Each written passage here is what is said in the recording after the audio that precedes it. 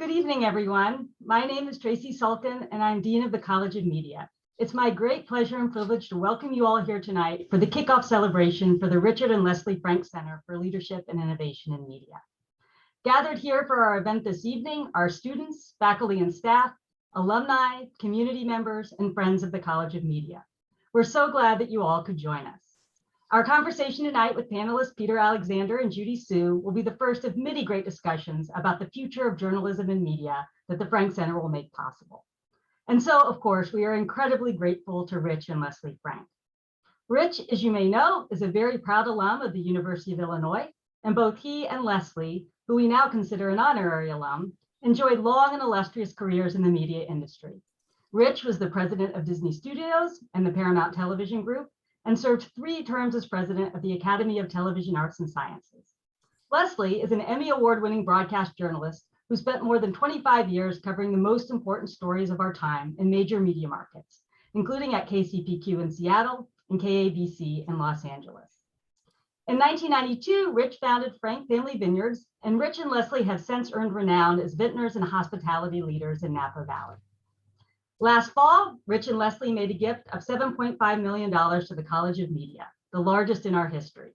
One cannot overestimate how truly transformational this gift will be to the college and our programs in journalism, enabling the renovation of our broadcast teaching facilities and the creation of the Richard and Leslie Frank Center for Leadership and Innovation in Media, which we celebrate tonight, and which will host a suite of programming, including yearly keynote addresses by nationally known guests, symposia, support for visiting professionals and residents, professional development opportunities for students, and much more. This will ensure that our students continue to get the best education possible and will elevate and cement the status of the college and our departments as leaders in the nation. Now, I know that we're all very eager to get tonight's conversation started. And so without further ado, to kick off the festivities, I am very pleased to welcome the 10th Chancellor of the University of Illinois, Urbana-Champaign, Dr. Robert Jones. Chancellor Jones, the virtual podium is yours.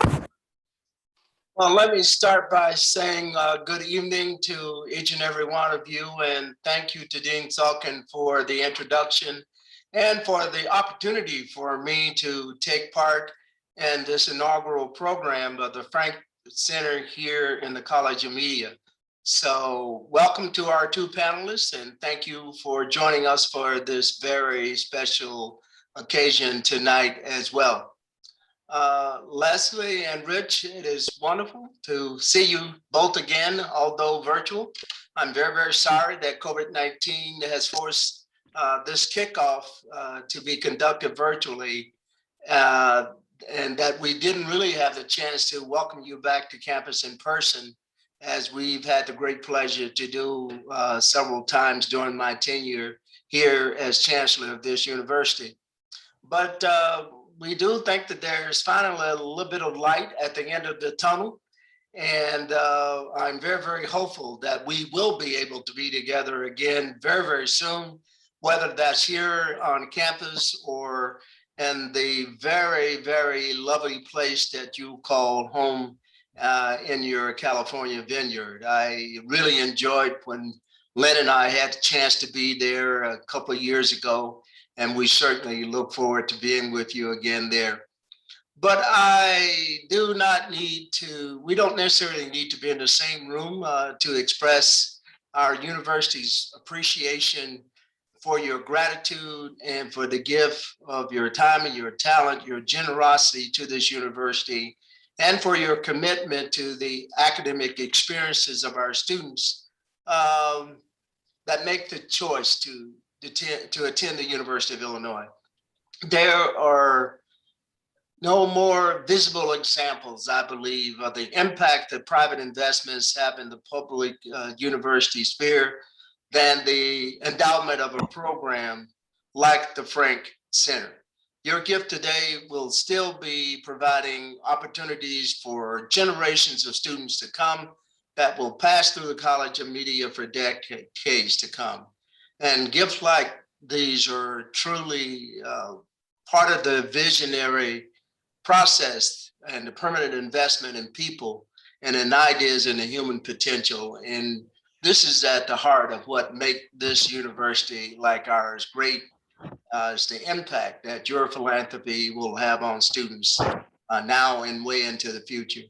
These gifts also serve as a critical competitive advantage, I think, for the college and for the entire university.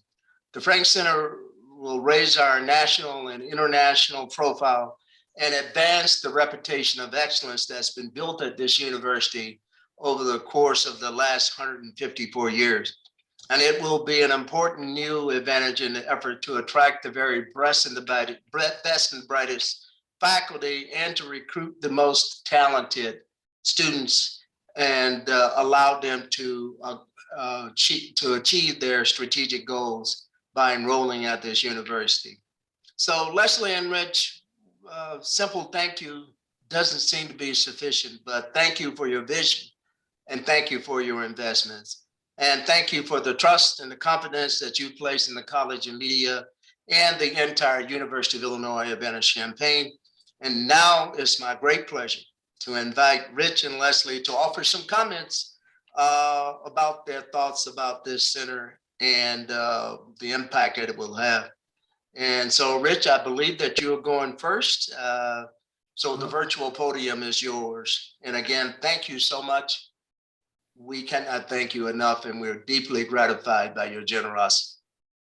Well, thank you so much. You've become a great friend, and you're a great leader for this this university system. And it's we're lucky to have you here, and it's one of the reasons that we wanted to get so involved. I wanted to thank you and your staff for welcoming us to campus so many years, working on this. You showed us how the university operates like a small city, and you've also showed us how it operates as a fantastic educational institution.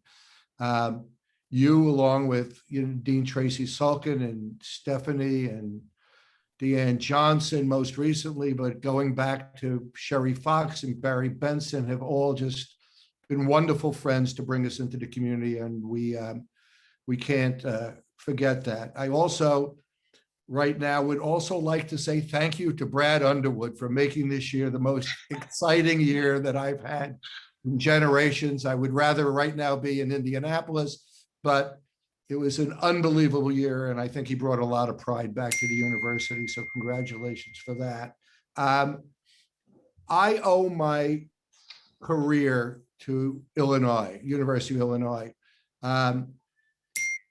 because the university had so many colleges within it. It allowed me to, as I grew up and had thoughts of being in architecture or engineering, where I discovered I had absolutely no skills, it allowed me the ability to move around and find areas in business and marketing and media where I was also to find my way and to be able to build a career. So it's one of the great things about having a university that's so diverse. As for the Frank Center for Leadership and Innovation in Media, as it moves forward, we will have lots of opportunities to discuss and analyze and explore the fantastic worlds of news, marketing, advertising, and the entire rapidly changing worlds of digital media. Hopefully our journey is going to allow us to make some positive contributions with you in all of what's going on in these areas. And now I will mostly be quiet the rest of the day because Leslie is the one who's now stepping into what she does best, and that is be in front of the camera.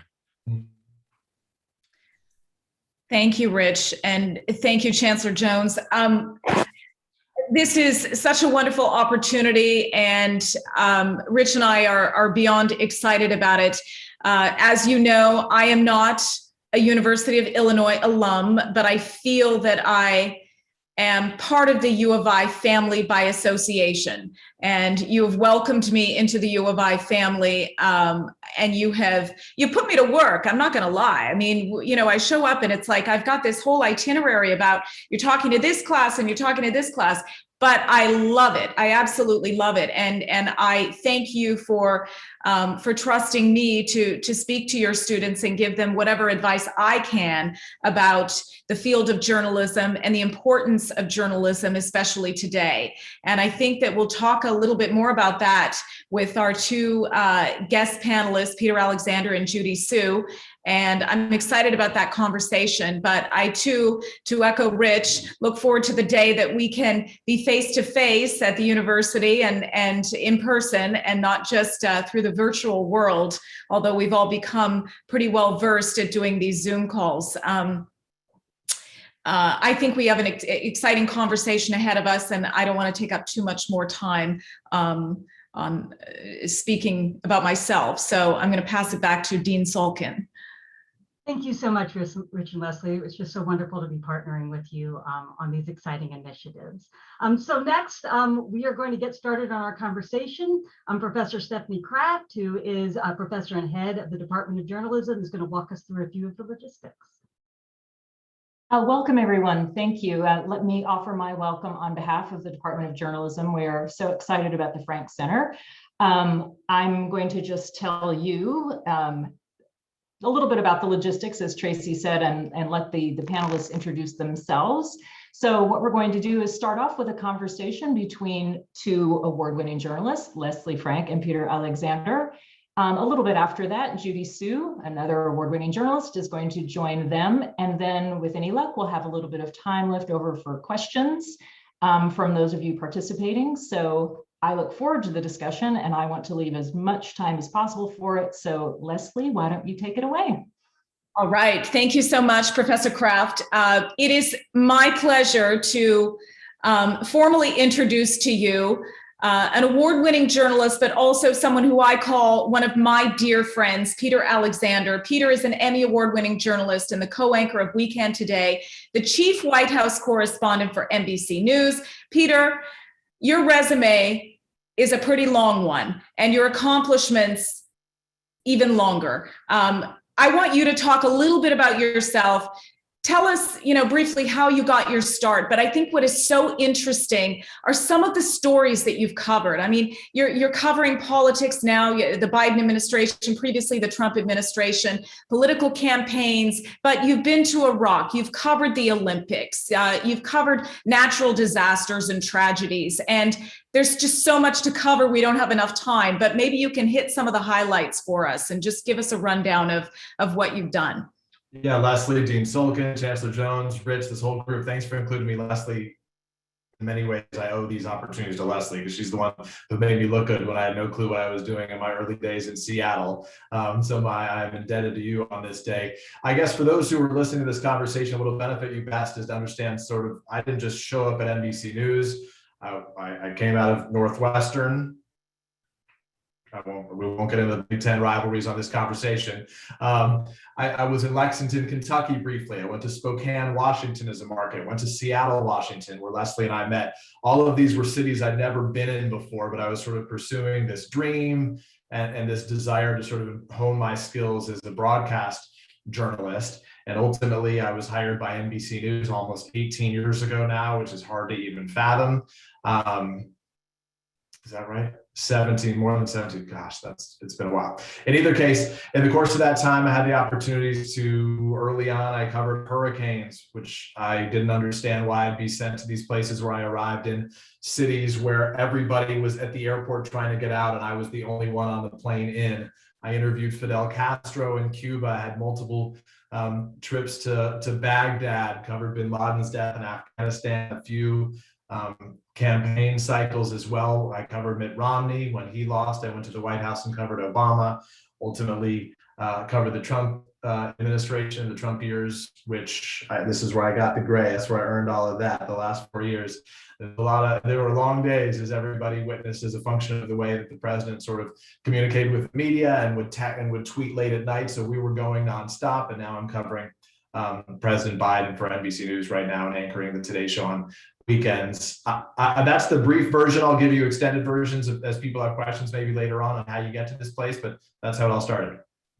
Okay, thank you, Peter. And we have a lot of journalism students who are watching this broadcast right now. So, Peter, let's start with some advice from you, a seasoned veteran journalist. What skills, education, qualities do you think are required for a journalist to succeed today?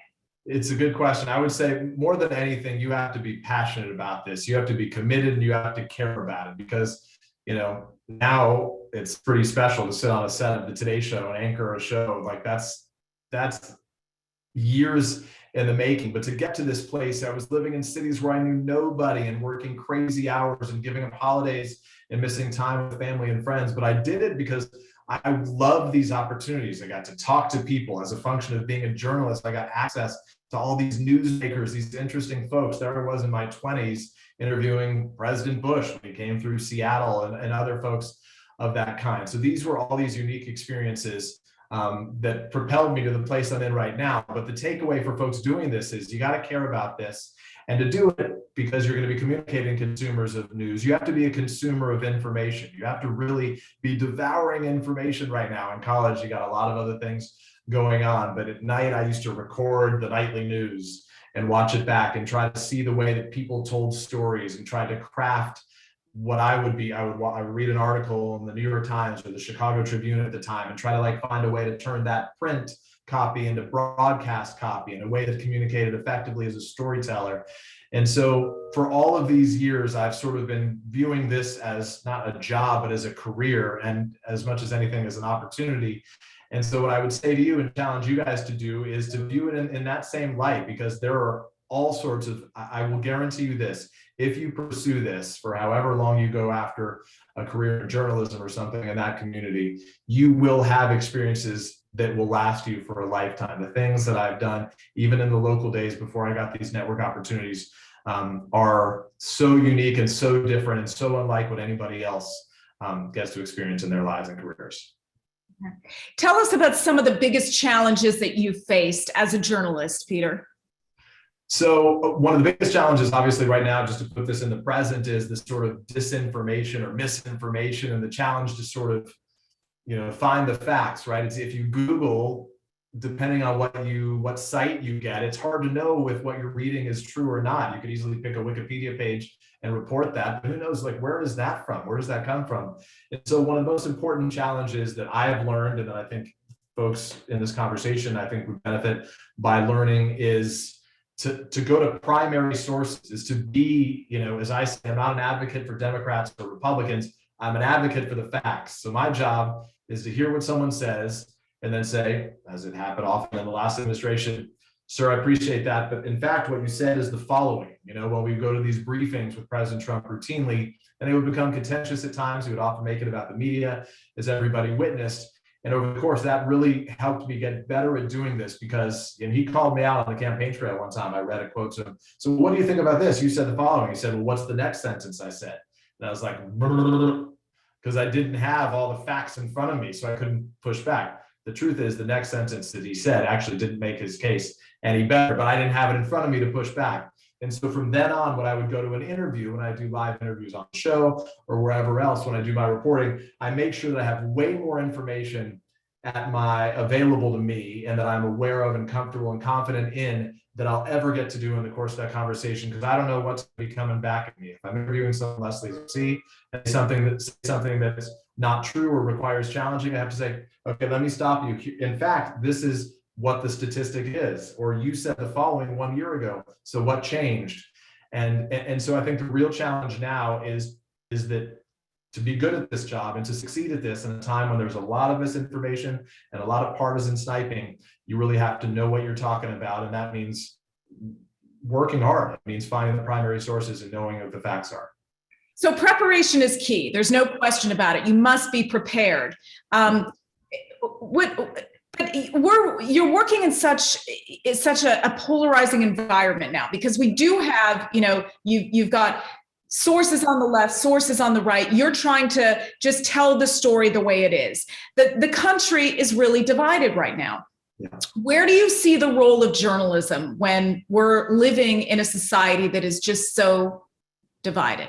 Yeah, no, that's a good question. And again, as I say, that idea of the advocate for the facts, but what it means is that it's not my job to tell folks what to think about anything. My job is to tell you, is to get to the root of the issue, and is to challenge people and ask tough questions, you know, regardless of what my opinion may be of any particular topic. And I'm a human. I'm not, being a journalist doesn't mean I don't have opinions. I do have thoughts on things, and I do interview some folks where I feel like, this person, I've seen enough of the stuff that they've said that this is sort of, I'm skeptical of a lot more they may say than somebody else. But that's not my job to communicate to the audience. My job to communicate to the audience is to get to the root of whatever the topic is we're talking about, whether it's Jen Psaki, the press secretary for President Biden now. Under Donald Trump in the last administration, I would get a lot of vitriolic Twitter and email and calls and things like this after, like, why are you going after him, and all this ugly stuff I won't get into. And then you'd also get these people cheerleading, like, oh yeah, take it to him.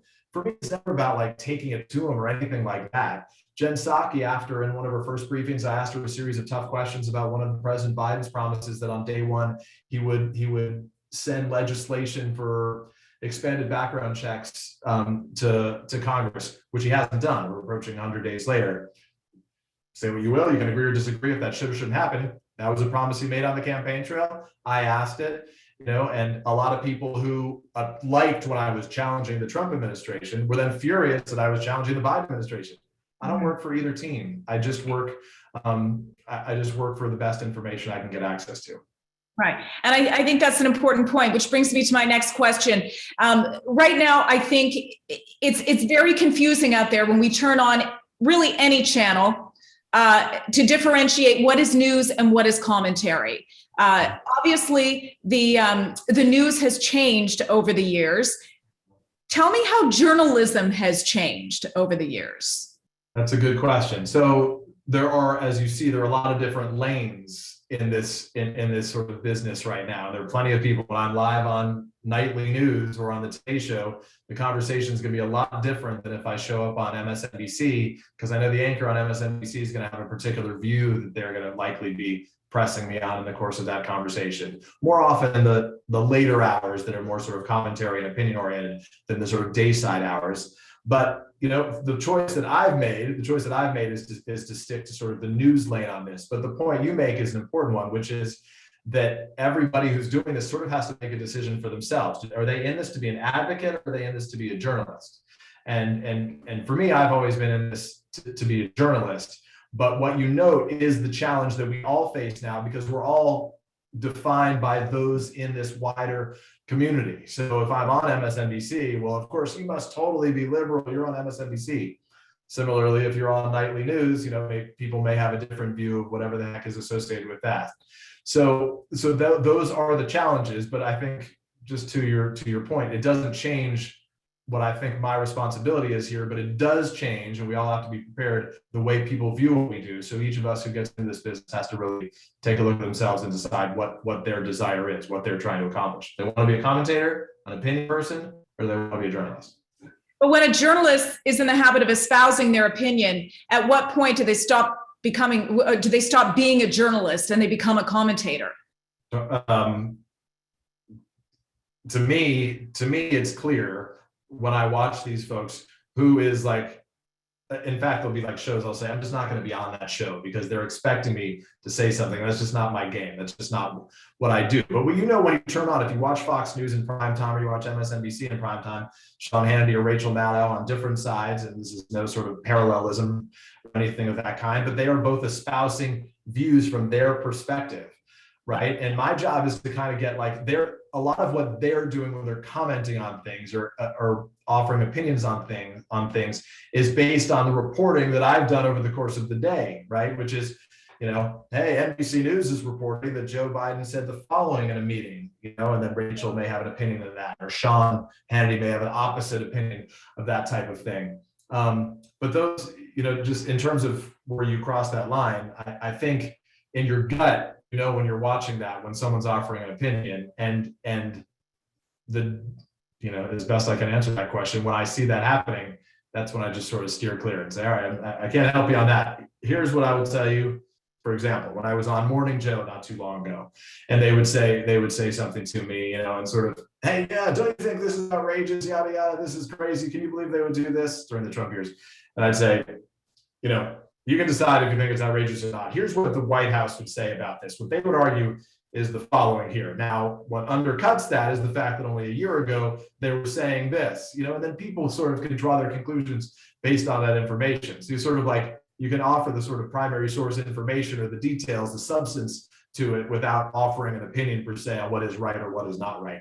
But the truth is, it's not opinion to say what a fact is, right? Like if you know what the fact is and you saw something with your own eyes, it's your responsibility to share that as well. And I think that's what the last 4 years, in many ways, the last administration, what was sort of empowering for me is there would be times where the president would dismiss something, former President Trump would dismiss something, but I knew what the facts were. I had read the details. I had them in front of me. I had the soundbite. I was on location. I heard what was said. And I say, here's what he said. Here's what the facts are. Y'all can opine. So you on more than one occasion were called out by President Trump during his press conferences. One instance that stands out, which, I'm your friend, so I saw it. And I mean, I did chuckle because I know you can handle yourself. But I want you to tell us about that experience, being singled out by the President of the United States. And it was a question about COVID. And I think you said, what would you say to the people? Can you relay that story? Yeah, so this was almost a year ago. It was March 20th of 2020. That date is indelible in my head now. For a variety of reasons. One, my Facebook thread told me that it was a year ago when that some crazy picture came up and I got all these articles coming back to me. But B, I had like a lot more incoming from people because they were all watching these COVID briefings. But in the course of the back and forth that we had with the president, this was when I think there were 200 sick and maybe only like a dozen Americans had died at this point. It was early on and we were all trying to get our heads around what was going on. The president was in the briefing room with Deborah Birx and Dr. Fauci and all these others behind him. And after a back and forth that got a little bit contentious, I said to the president, Mr. President, what do you say to those Americans right now who are scared? Which in our business, you'd be like, that is a softball. You just tossed him that should be like a home run out of the park. But for this president who was not enjoying the exchange we were having, given the opportunity to sort of whack me or show compassion and empathy to the American people, he has proven himself, it's not a function of anything other than this is what occurred, that he would rather sort of whack me. So in that moment, I said, what do you say to the people? He said, I say you're a terrible reporter. That's what I say. And that moment obviously blew up and went viral because it seemed like this should be a moment for a commander-in-chief to sort of console and comfort the American people. I sat there clutching my pearls, of course, and just let him kind of talk for another 55 seconds, just railing me. What was going through your mind when he said that? So what's funny is that, in my opinion, this isn't about me. The story's not about me. The story's about him and about Americans who were behind me looking through that lens. So I sat there and figured, and my gut instinct was just let him go. And he just went off for like a minute. And I think for anybody at home who heard the question being, what do you say to Americans who are scared? And heard the answer being, I say you're a terrible reporter. That's what I say, yada, yada, yada, yada.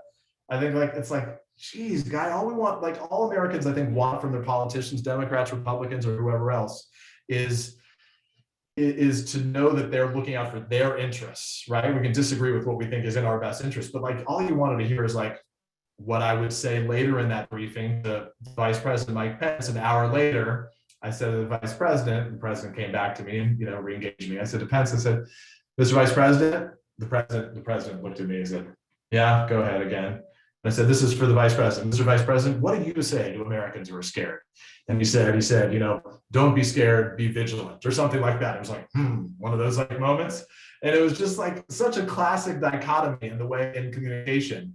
And those clips played back to back, like these two different ways of communicating information. And the funny thing is afterward, a ton of White House staff said to me, oh, dude, you did not deserve that. I'm sorry. That was crazy. That was hysterical. And I was like, yeah, it is what it is. It's your guy. It doesn't affect me. You never know. It just goes with the territory. You never know.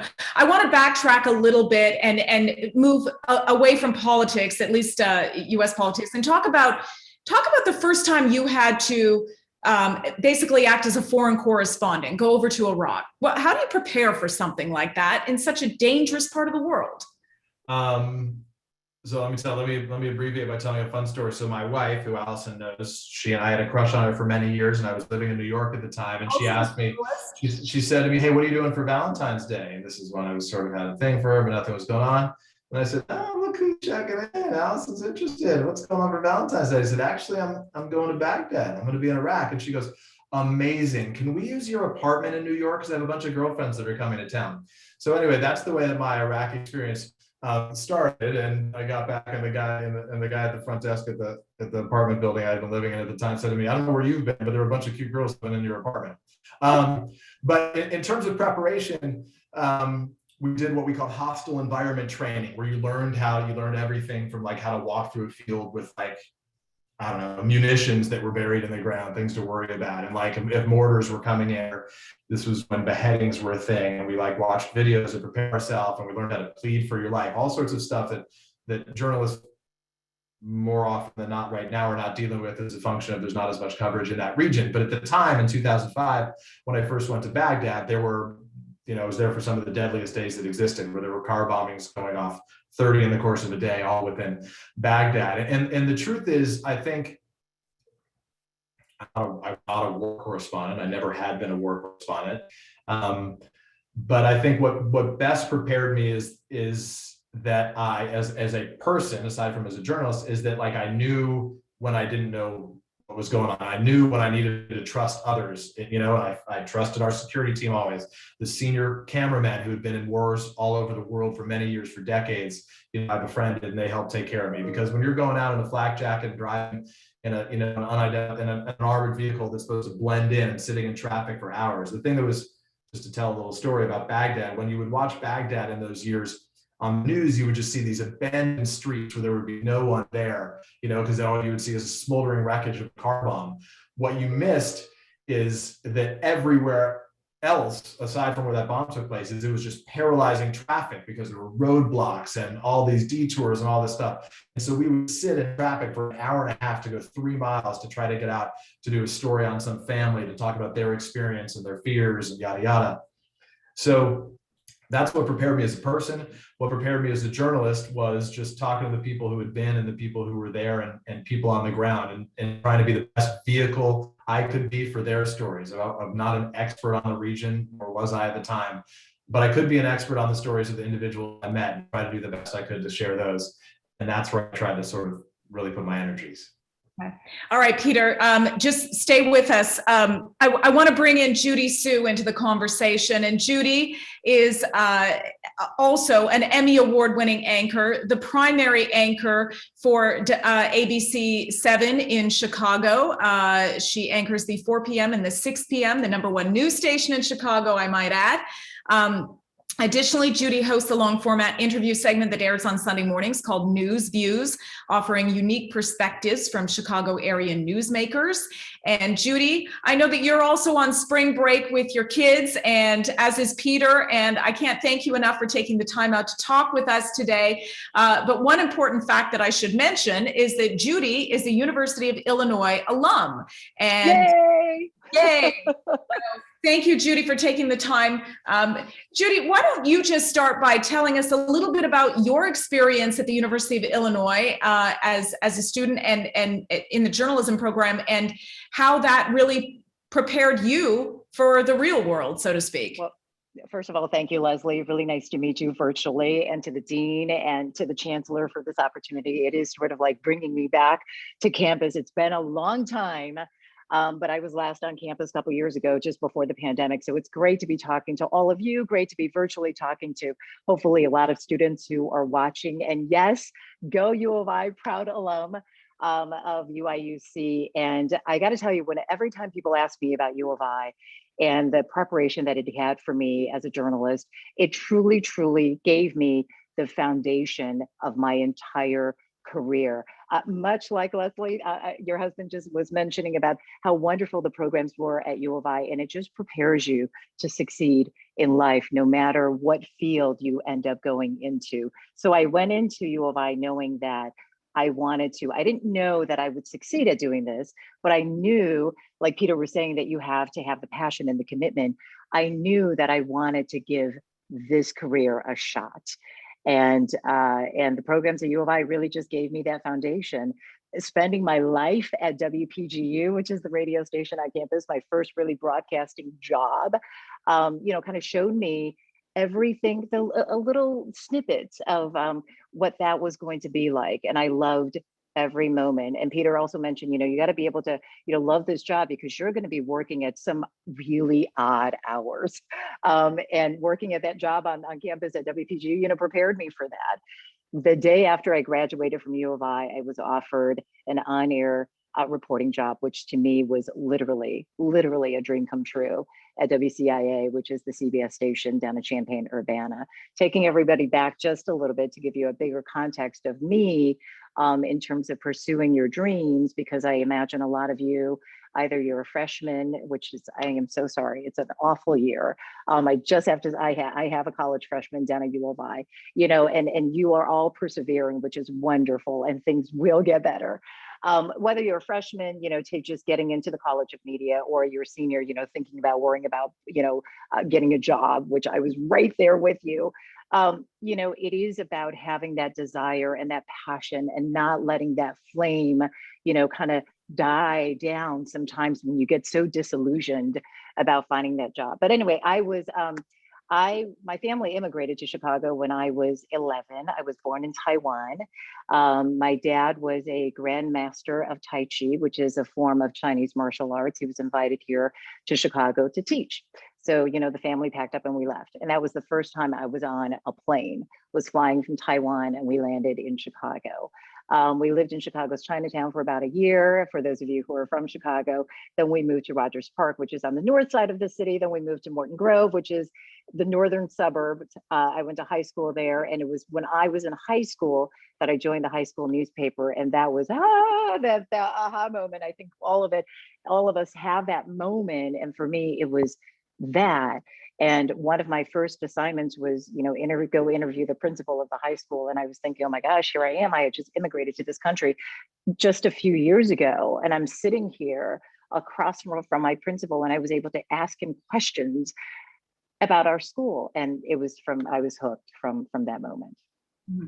What advice do you have for the students who are watching this today, who are hoping to have a career like what you have one day? Peter mentioned you got to be committed. You have to have a passion for this business, and it is so true. I think you also have to be innately curious. So I'm not talking about the skill set, because the skill set that the college truly will prepare you for, right?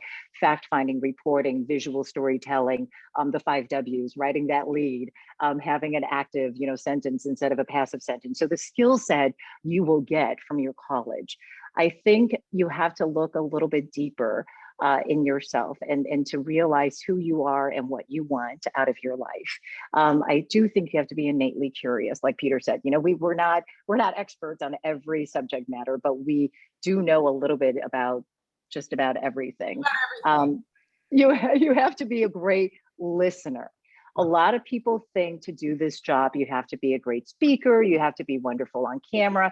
And those, I think, are skill sets that can also come as you grow in this business. But you really have to be a great listener. You can't ask those great questions at the White House like Peter does without being a good listener. Let's talk a little bit about working on deadline.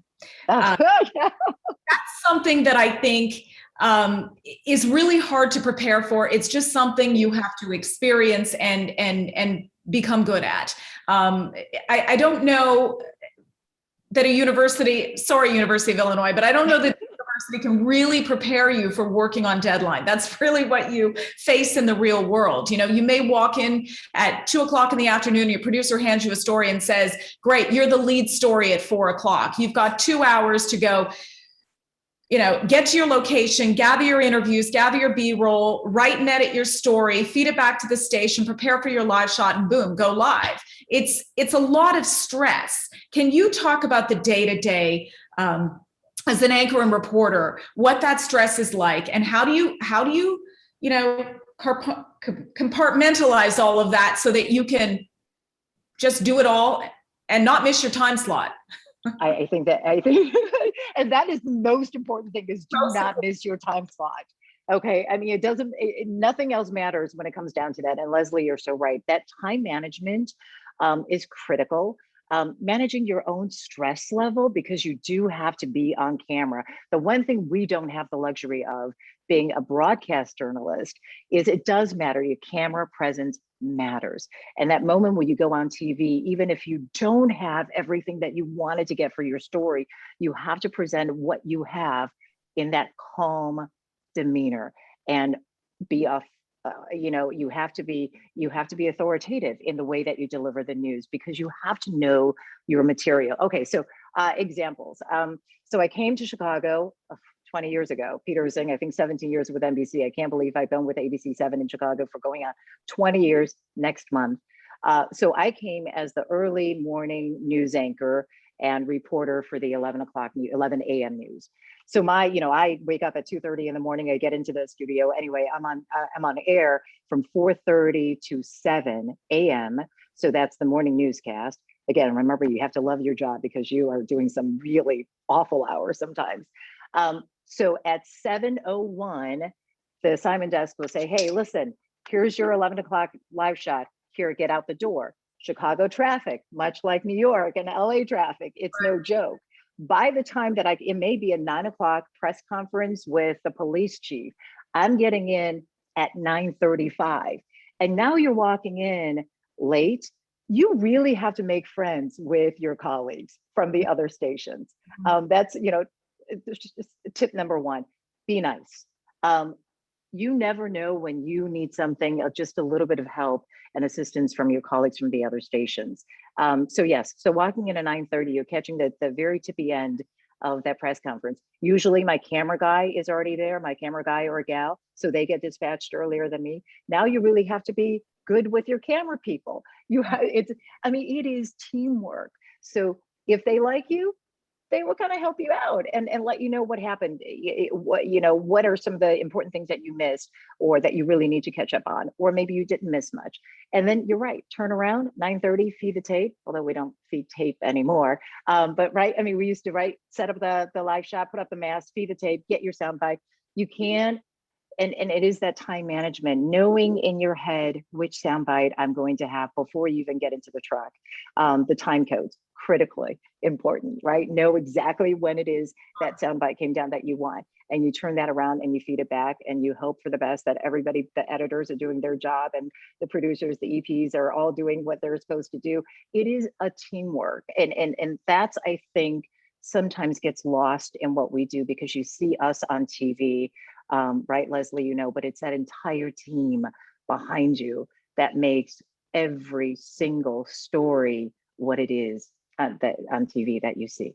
Absolutely. And it's so interesting. I'm flashing back because I left the industry in 2013, but I spent 10 years at also an ABC O&O station in Los Angeles, ABC 7. So we're part of the ABC family, Judy. But yes, make friends with yes, your colleagues at the other stations, because there will be moments that you'll be first on the scene, and there'll be moments that they're first on the scene and you're stuck in traffic because you may be in one part of town and your assignment desk calls you and says, get to the other part of town, and you're sitting in traffic. By the time you get there, all the other media is there. They've already got their interviews, and you're like, what's going on? Yep. So yes, you ask your friend over at the station, what's happening here? We'll go talk to that person, go talk to that person. Yep.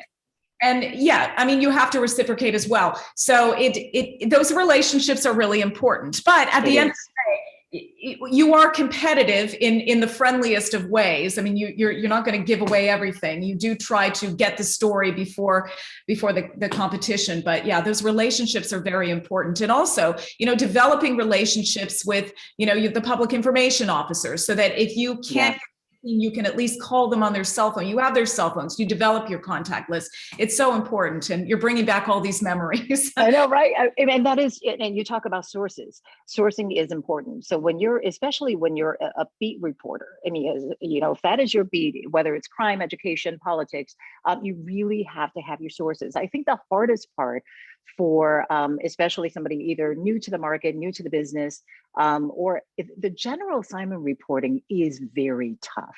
The expectation is that you're right, that you have these contacts you can call, but the challenge is having those contacts in every single field that you might be covering that day. So general assignment reporting, presents its own set of challenges. Yeah.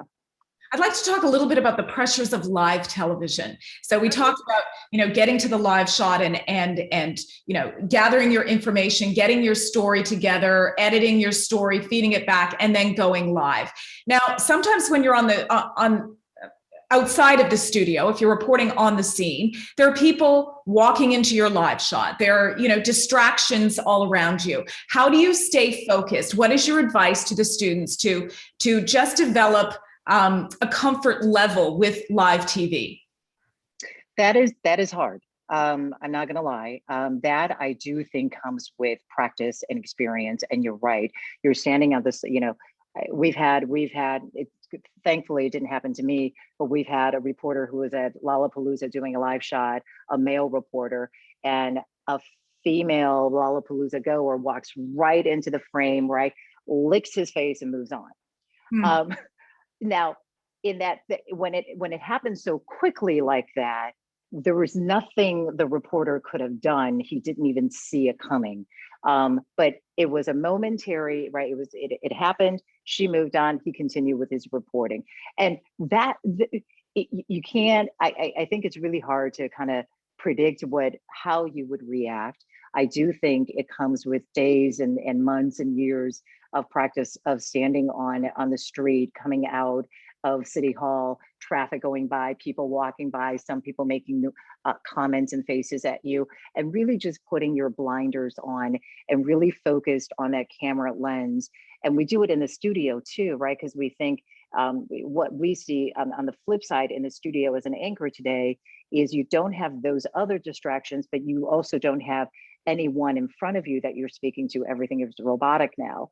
It's really focused on that lens, kind of like what I'm doing right now. My focus is entirely on Leslie. And if my kids should be, walking into the house right now, I'm not going to see where they are, what they're doing. And you have to keep that train of thought. That train of thought is really hard. You've seen reporters lose track of, and I'm reporting live from, now you're looking around to see what the cross street sign is. It is, that focus is critical, but it does take time. Let's move back into the studio. As a main anchor, Judy, you cover breaking news all the time. Give the students in our audience a look at what it's like to be an anchor covering breaking news. I mean, it's one thing when you're reading the news for the nightly news, and it may be a slow news day and there isn't any breaking news. But when you've got a producer in your ear, well, you take it from there. You tell us what that experience is like. And you're exactly right. You have a producer in your ear. So we could be in the middle of a newscast and going through the scripts in teleprompter, and all of a sudden it's, okay, breaking news, we got to cut in. You look down at the monitor in front of you, and now you see the chopper is up. You quickly assess what the situation is before so they usually gives us, maybe a few seconds, preferably 10, 15 seconds before they actually take you live with that breaking picture. So hopefully, again, back to that teamwork, your producer will tell you, look down, chopper is live. Here's the locator, 2 lines of information that you have. I'll just say, so recently we had a plane that landed on Lakeshore Drive. So you look down, you see a plane on Lakeshore Drive. Hopefully, you know your markets, you know exactly what street it is, what the intersection is. And you might get 2 pieces of information, single engine plane, ambulances on the ground. And that's all you get. So now you take the picture live, and that's all you have. And you talk about going with facts of what you report. So our first job is to allow our viewers to look at that live picture and expand on it as much as we can by knowing the community, knowing the streets, knowing the neighborhood, knowing the time of day, how much is traffic going at that time of day on Lakeshore Drive, which are the buildings nearby. How quickly are officials responding to the scene? You have to quickly assess how many ambulances are on the scene, how many fire trucks, what is the situation? And it's really just allowing that picture to breathe and relating as much information as you can. And then what separates the good anchors from, the great anchors from the good anchors, I'll put it that way, is your knowledge of the community, right? The context that you can bring into that particular story, especially important in a breaking news situation. Or it could be a shooting. We just recently, an active shooting situation. A chopper is giving you that big picture of the shopping mall. So if you know the areas around the shopping mall, you're able to bring in that kind of context to the neighborhood, and you're just trying to go along and provide as much as information as you can while remaining the demeanor, I think critically for an anchor, I think for all of us, but especially when you're anchoring the desk, and that's what the term anchor means, right? You're the anchor of that ship, and you're anchoring, and you have to stay calm no matter what the situation is. And the producer could be yelling in your ear and you still have to be able to relay that information. Exactly. Calmly and professionally. Yes. I want to bring Peter Alexander back into the conversation so we can just open this up to a real chat here. Now, earlier, Professor Kraft provided me with some questions that are from the students, and I'll direct this one at you, Peter. One of the questions is, how can you inform the audience that an official is lying without appearing biased? Good question. So I don't think you have to say that person is a liar to communicate that they're lying, right? Like, I think there's some way that you can do this and you can effectively communicate the facts, which is so-and-so falsely claimed the following. The fact is da da da da da da. And that's like, honestly, what we got a lot of the last several years. We had to do that often as a function of Donald Trump said a lot of things that were not based in fact, and he would often dismiss the information that then was being provided to us by his own administration officials, who would literally be calling me and saying, actually, no, this is what happened. Here's what happened behind the scenes. So sometimes that's based on sourcing, as Judy was talking about a lot, which makes it more challenging because then it's your own credibility that's at stake. Where so, hey, this official said this, but my sources tell me the following is true. And then people have to judge for themselves what the facts are. So more often than not, you try to get to the best public information you have and say, so-and-so said this, this is what actually happened. Here's a picture of the scene on that day. Here's what it actually looks like at the border right now. Boom. So I guess that's the best way I would answer that question. Okay. Leslie, can I jump in a little bit? Because I also want to mention, Peter mentioned that our job is to report on the facts, but I think it's also important, and this is something that I've learned as time went on, right, in the business, and I think it was highlighted with COVID. It's also really important what facts we leave out. As reporters, you're sitting through a press conference either with the White House or with your local police chief. It's a 1-hour news conference, and our job is to pick that 2-3 sound bites. So just as important as what facts we include is sometimes realizing what facts you're leaving out. And if what you're leaving out is providing context, should you bring that fact back in? Those are everyday, I think, considerations that we have to do. I just want to give one quick example because it happened just recently. So CNN came down with a story. I was getting ready for the 4:00 show.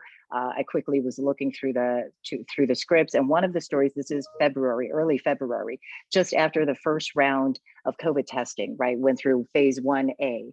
And I think the lead was, and don't quote me on this in the numbers, but the lead sentence with the CNN wire copy story that came down was, so far, 60% of the vaccines went to white people and 65% went to women. Now, if you look at that headline, those 2 lines, and that was it was about to be written into our show, and I went, wait, especially in the market of Chicago. So again, so we've been covering a lot about equity, right? The distribution of vaccines and testing. So if you just look at that headline, then the thinking would be, well, wait, so the vaccines are being distributed in an unequal fashion. So I quickly called our data journalist and have him dive into the numbers a little bit more. And then you realize, and after he did that, that if you look at phase 1A, who was being inoculated, it was the frontline healthcare workers and long-term care facility residents. And when you look at those demographics, apparently 60% were white and roughly 65% were females. Now, if you include that second set of facts, that gives the story just a little bit more context. And I think it's important as young journalists to come into this business to remember what facts we use and what facts we leave out. Absolutely important points. We only have a few minutes here, but one thing that we haven't touched on is social media with regards to journalists. And I certainly have my own opinion on this, but from one of the aspiring journalists is, what responsibility do journalists have to address the falsehoods spread via social media? Now, I would assume that you would fact check what is on social media the way you would fact check any other news source, but I'd like to hear from you two. So who wants to take this one? Peter, do you want to take this? Sure. I was going to say, Judy, go for it. I think fundamentally right now with social media, one of the real challenges is, as it presents itself for journalists, is that journalists put themselves in bad positions by the things that they tweet, because as you witness, especially people that are new generation journalists haven't done this perhaps for as long, or inclined to share some of their own thoughts on things or express, I don't know, here they were on a weekend, doing whatever they're doing. And that can sort of cast some doubt on the way that the perspective they may have on a story. So I'm particularly cautious in what I tweet or don't tweet. But what I do think it can do to add value is it can offer a level of transparency to your reporting, right? So like you can include the audience in your reporting over the course of the day. If you're at ABC7 in LA, or let's say in Chicago, and you're covering a fire on whatever on the north side of, the north side of town, you can say, hey, we're on the scene right now. Here's what it looks like. Here's a live video of just moments ago. And that video will spread around to folks. You can say, just spoke to the police chief. He says they think there are 4 people still in there. They're actively working the scene. Stick with this feed. I'll keep you up to date. And that's one way that you can use journalism via social media as a difference maker that can help add value to your reporting for the audience. One of the challenges, I think, a lot of times as it comes to like politics in the neighborhood where I work a lot of times is that if you just do a one-off tweet sometimes without, as Judy said, the context, then you don't get a broader understanding of what's going on. If you just say, hey, the president said the following, but you don't have the follow-up tweet that says, here are the facts that reinforce that or that go against that, you're not doing much of a service to the audience there. So what I would encourage those people who are doing this, even when you're a college student right now, is I think of that as like a unique platform, but every one of those is like a press release, right? So try to do it as understanding that you're communicating with a wider audience and think what best benefits them. I agree. What about people who work in newsrooms, who have their own private social media? I'm not talking about Twitter, but say Instagram, for example, or Facebook, and they've got their settings set to private, but is it okay? Because I see this with a lot of my former colleagues that have no problem posting their political views. And I think that's really dangerous, because even though you may have your settings set to private, but you have 400 or 500 followers, whatever, and someone looks at that, it's so easy to screenshot that and put it out there. I mean, isn't there a risk?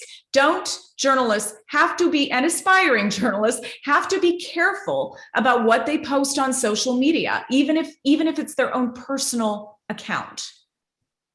I absolutely agree. You may not like it, but I absolutely agree that even if it's your personal account, that you have to be careful what you do. But the same thing applies to anybody today. I think any college grad looking for a job, your potential employer can look at what you post on social media as one of the interview qualifications that you have. So I think in that bar would be a whole lot higher, I think, in my mind, for a journalist, a young person who wants to be a reporter. Really, we all have biases. That's part of being, right, a human being. And we all have our opinions, of course, but we, because of the nature of what we do, and to that objectivity is paramount in what we do, and having that credibility. And so to maintain that, we really do have to watch what we say and do privately, and privately being on your private social media account. nothing is really private anymore, as we've learned. So Right. Right. I have so many questions to get through here, so I'll try to get through as many as I can. Megan's Willing is asking, do reporters need to have a news reporter voice? Like, is there a specific tone or emphasis that news reporters have to maintain when they are reporting, and does it change depending on the type of segment or story? Interesting. I'll answer from an anchor perspective. Well, we don't go through voice training necessarily. So to answer your question, a lot of people ask if we go through voice training, if we've had that. I've not had voice training. Is it helpful to have a certain? I think it's more that your voice carries the authority that people expect when you know the subject matter. So I'll leave it at that. I don't know that there is a certain voice that you have to have. Does your intonation change, and your feelings in the way you present a story change from covering the president at the White House to the Iraq War to the kitten rescue down the block on the tree? Yes, clearly there is a difference in your delivery, but that voice quality, I am not so sure is a prerequisite. All right. I have one more question because our time is almost up, but I would like to hear from both of you on this. And again, this is a question that has come from one of our students, but I think it's a really important question. Do journalists and audiences what do journalists and audiences need to do differently to rebuild trust in media? Peter, start with you. Yeah. Well, let's be clear. All I can do is control number one, right? So all I can do is try to control what I do on a daily basis and recognize that that's not going to impact everybody's opinion of the media industry at large, and recognize that I work as part of big corporations and make decisions sometimes above my head. So what I try to do is focus on number one, as I say. And I think it's up to each of us as journalists, though, in that fashion, to try to make sure that we double and triple check our facts, to make sure that we set our biases aside when we do our reporting, to make sure that we acknowledge that we're real people and be humans when we do it, and speak with compassion and empathy and whatever else the story requires on that time. And as I like to say, as my mom taught me, keep it simple, stupid. You also got to kill them with kindness, right? Which is that, like, I go out there, I carry myself, I think, in all the interactions I have. Now that I'm in a more prominent position at NBC, so you might get recognized, and recognizing people are making judgments about you all the time. I'm an imperfect person, that's for sure. I do try to carry myself as an advocate for this industry, recognizing that we need help right now, right? Journalism has been under a harsh spotlight, and in a lot of ways under attack for not just the last 4 years, but for a lot of years preceding that as well, from folks on all sides. And it's up to each of us to make sure that we are on the side of good and demonstrate what we can do well. I was going to say journalists have been under attack, but some of it is justified, Peter. And I think we as journalists have to be aware of that, and always have to do our best to make sure that we're doing exactly what you say. And that's just giving the facts, telling the story, being factual, double, triple checking your facts. I think that's so important. Judy, what's your take? I think honesty, integrity, and authenticity. Those are the three things that we have to have. We have to embody that on a daily basis. I think our trust with our viewers is built on all of the stories that you have done. The only reason that you can rise up to become a trusted anchor is through for me, is through those 20 years of reporting, and our audience will judge us on every single story that they see, and every breaking news that you cover. Do you bring in your perspective, period? Does that seep into your reporting, or does it not? I think we have to be responsible reporters. There's a big responsibility. It's in reporting the facts. I think we have to be ethical. And I do think, actually, with all of the noise with social media that has generated the last 10 years, people are coming back to local news and network news, I'm sure too, but we do our research focused on our local audience. People are coming back to local news. Our ratings are higher right now during the pandemic, during the last election cycle, because people are realizing that hopefully, it is that trusted journalist that you have relied on through the years that will continue to bring you the facts. Right. Excellent conversation. I'm going to add 3 more words that you didn't mention, Judy. Objectivity, attribution, and accountability. Also important as a journalist. Absolutely. Fantastic. Thank you for such a spirited conversation. I know that we could talk for another hour, and I know that there are so many questions that did not get answered, and that means you'll have to come back and do this again. So appreciate it.